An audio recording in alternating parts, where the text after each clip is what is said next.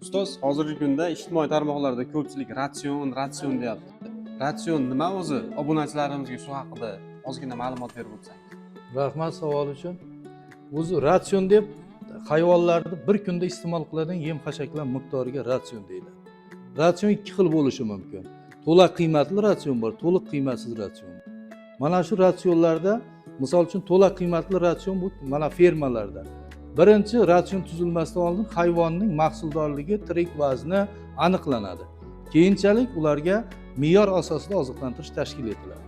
Misol uchun 20 kilogramm sut beradigan sigirga ham 10 oziqa birligi, 30 kilogramm sut beradigan sigirga ham biz 10 oziqa birligi beradigan bo'lsak, bu to'liq qiymatsiz ratsion bo'lib qoladi. Shuning uchun ular tirik vazni oshishi, mahsuldorligi oshishi bilan bularga o'sha bir kunda iste'mol qiladigan o'sha oziqa birligi, protein, to'yimli moddalarga bo'lgan talabi ham oshib boradi.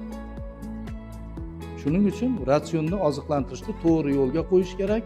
Mana bu ratsionni to'g'ri yo'lga qo'yilsa, hisob-kitob ham to'g'ri yo'lda bo'ladi. Uni olinadigan mahsulotni ham 1 kilogramm sutni ham yo bo'lmasa 1 kilogramm go'shtni ham tannarxi bu yerda hisob-kitob qilish oson bo'ladi.